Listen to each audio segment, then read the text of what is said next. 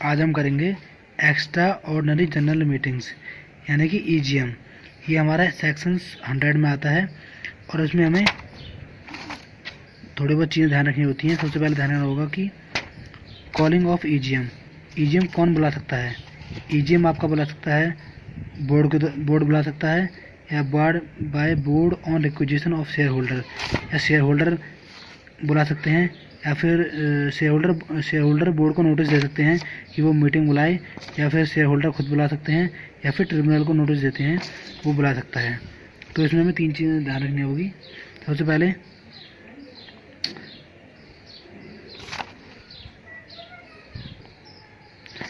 देखेंगे कि by board कब बुला सकता है EGM। देखिए, EGM का मतलब ये होता है कि जब भी आप नॉर्मली रूप से हम EGM एनुअल जनरल मीटिंग करते हैं, पर कभी कभी क्या होता है हमें कुछ अर्जेंट काम की ज़रूरत पड़ती है या फिर अर्जेंट कुछ फैसले लेने होते हैं, तो उसके लिए हम EGM का वेट ना करके एक और मीटिंग बुला लेते हैं, उसको EGM कहते हैं। वो किसी टाइम बुला सकती है बाय बोर्ड जब चाहे, बोर्ड जब चाहे EGM को बुला सकता है। The board may, whenever it deems fit, call an extraordinary general meeting of the company as per SS2. Such EGM may be held at any place within India. ये India में किसी भी जगह हो सकता है। By board on requisition of members, the board shall call an extraordinary general meeting on receipt of requisition from the following number of members. इसमें ये दूसरा पॉइंट हमारा कि जब शेयर होल्डर्स या फिर जो रिक्वेजिस्ट हैं, जो हमें जिनको बोर्ड मीटिंग जिनको EGM करवानी है, वो बोर्ड को नोटिस देते हैं कि EGM बुलाई जाए, तो उसमें 2 तरह के रिक्वेजिस्ट आते हैं। एक शेयर होल्डर वो होता है जो उन कंपनियों का होता है जिन कंपनियों पे हैविंग शेयर कैपिटल, जो कंपनियां शेयर कैपिटल वाली होती हैं, उनमें क्या होता है, उनमें मेंबर्स किसको माना जाएगा, शेयर होल्डर्स उनको माना जाएगा जिनके पास कम से कम 1/10 total paid up share capital का 1/10 भाग हो। वो रिक्वेजिस्ट हमारा EGM बुला सकते हैं। और दूसरा है company not having share capital, जिन कंपनियों के पास शेयर कैपिटल नहीं है, उनके पास मेंबर जिनके पास टोटल वोटिंग पावर का 1/10 है, टोटल वोटिंग पावर का 1/10 भाग है, वो हमारे EGM बुला सकते हैं। अब है member set out for consideration in requisition. Matter set out, कौन सा मैटर को लिया जाएगा। The requisitionist made as above shall set out matter for consideration on which the meeting is to be called and shall signed by the requisitionist and send the officer. इसमें जो भी matter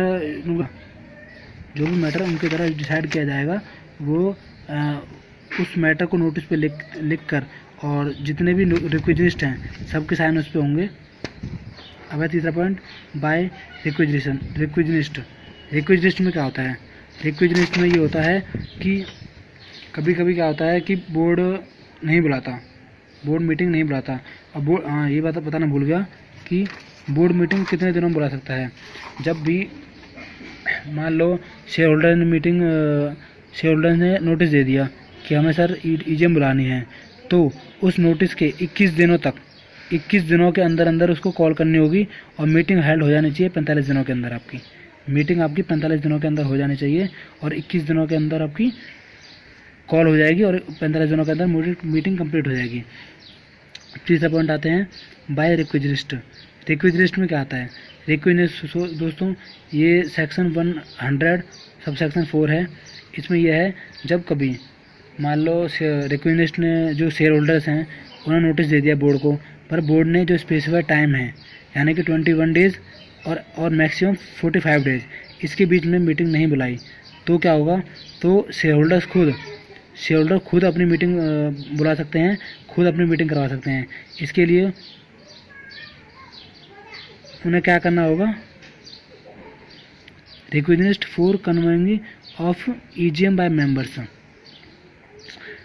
ये मैं बता चुका हूँ आपको कि इसमें मेंबर्स खुद EGM बुला सकते हैं। इसके अंदर आपको क्या करना होगा, at least clear 21 days from the period. इसके अंदर एक्स्ट्रा ऑर्डिनरी जनरल मीटिंग के 21 मतलब कि 21 दिन के पहले आपको नोटिस देना होगा। इस केस में 21 दिन पहले ही नोटिस देना होगा। और उसके बाद है reimbursement of expenses in calling a meeting, reasonable expenses.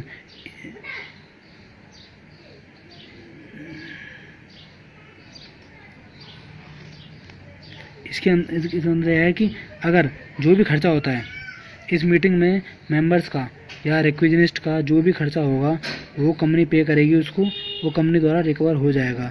और कंपनी वो कहाँ से लेगी? कंपनी वो डायरेक्टर से लेगी, कंपनी वो डायरेक्टर से लेगी जिसकी वजह से ये मीटिंग हो नहीं पाई थी।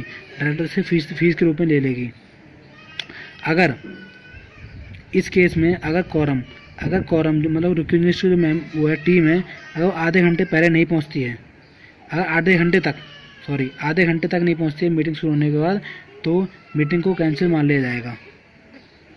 इसके बाद आता है नोटिस में क्या क्या लिखा होना चाहिए। नोटिस के अंदर प्लेस लिखा होगा कि किस जगह मीटिंग हो रही है, किस डेट को मीटिंग होनी है, और मीटिंग का टाइम क्या है, कितने घंटे की मीटिंग होनी है, ये सब कुछ लिखा होगा। और कौन से बिजनेस एक्टिविटीज़ में बात की जाएगी, ये सब लिखा होगा। और हाँ, एक चीज़ और है, इसमें बताना भूल गया। इसमें ये था कि जो भी मीटिंग EGM रिक्विजनिस्ट के द्वारा उनके द्वारा ही होती है, उसके अंदर वो आइटम बिल्कुल नहीं लिए जाएंगे जिनके लिए पोस्टल बैलेट की ज़रूरत होती है।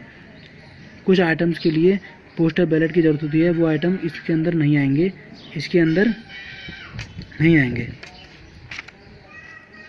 और बता दिया आपको मैंने कि मीटिंग नोटिस के अंदर क्या लिखा होगा। प्लेस लिखा होगा, डेट लिखी होगी, डे लिखा होगा, कितने घंटे मीटिंग होनी है ये लिखा होगा। और प्लेस कौन सा होगा? प्लेस होगा रजिस्टर्ड ऑफिस में या फिर उस शहर में जहाँ पर आपका रजिस्टर्ड ऑफिस सिचुएटेड हो। इसके बाद है, इसके अंदर यह है कि अगर जो नोटिस दिया गया है वो कौन साइन करेगा उस पर। जो नोटिस है वो प्रत्येक रिक्विजनिस्ट द्वारा साइन होगा, या फिर एक रिक्विजनिस्ट जो अधिकार रखता हो, जिसको अधिकार दे रखा हो, बाकी सब मेंबर्स ने अधिकार दे रखा हो साइन करने का, वो कर सकता है।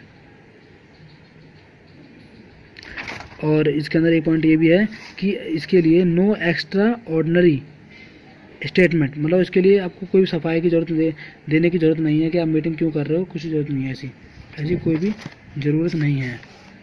अब आता है serving of the notice of the meeting. Serving मतलब ये है कि ये जो नोटिस है, जो मीटिंग का नोटिस है वो किसको दिया जाएगा। मीटिंग का नोटिस दोस्तों उन्हीं को भेजा जाएगा जिनका नाम रजिस्टर में हो, जिनका नाम रजिस्टर ऑफ मेंबर्स, जिनका नाम कंपनीज के मेंबर्स के रजिस्टर में नोटिस रजिस्टर्ड होगा, जिनका नाम रजिस्टर में रजिस्टर्ड होगा, खाली उन्हीं को ही नोटिस दिया जाएगा। और नो मीटिंग कन्वेंस्ड, अगर बाई चांस ये मीटिंग नहीं हो पाई, मान लो जो ये मीटिंग कर रहे थे ये मीटिंग नहीं हो पाई किसी वजह से, तो क्या होगा? तो ये होगा कि जो रिक्विजनिस्ट हैं उनको ये अधिकार है कि उन्हें सब मेंबर्स की लिस्ट में, जो उनके साथ थे सब मेंबर की लिस्ट दी जाएगी। 21 डेज 21 दिनों के अंदर उनको सारी ये सब लिस्ट दी जाएगी, कौन उनके अंदर था, क्यों चेंज हुआ, क्या था। और ये 45 दिनों से पहले होना चाहिए। मोड ऑफ गिविंग नोटिस, ये नोटिस कैसे दिया जाएगा? ये मीटिंग का नोटिस हमें सिर्फ स्पीड पोस्ट या फिर रजिस्टर्ड पोस्ट या फिर ईमेल द्वारा हो सकता है, एनी अदर मोड एक्सेप्ट नहीं किया जाएगा। दोस्तों लास्ट पॉइंट है बाय ट्रिब्यूनल, यानी कि ट्रिब्यूनल क्या मतलब कि कानूनी रूप से मीटिंग कब बुलाई जाती है। सेक्शन 98 में आता है ये। इसके अंदर है अगर किसी कारणवश ये पॉसिबल नहीं है कि मीटिंग बुलाई जाए, तो कंपनी का कोई भी डायरेक्टर या फिर मेंबर ट्रिब्यूनल को ये एप्लीकेशन दे सकता है कि सर आप मीटिंग करवाइए हमारी। समझ गए आप? ट्रिब्यूनल को कौन देगा एप्लीकेशन? डायरेक्टर देगा या फिर मेंबर देगा। किसको? ट्रिब्यूनल को देगा कि सर मीटिंग करवाइए, और उसके एप्लीकेशन के आधार पर ही ट्रिब्यूनल मीटिंग को हेल्ड कर देगा। मीटिंग को कंपनी को ऑर्डर करेगा कि मीटिंग करवाई जाए, अपने तरीके से सोचेगा वो, और अपने तरीके से डायरेक्शन फॉलो करवाएगा उसमें। इसके अंदर क्या होगा? सच डायरेक्शन में include A direction that one member of the company present in a person. ये मीटिंग तभी शामिल हो जाएगी जब एक कंपनी का एक मेंबर ही प्रेजेंट हो बेशक, या फिर उसका एक प्रॉक्सी मौजूद हो, तब भी मीटिंग शुरू हो जाएगी।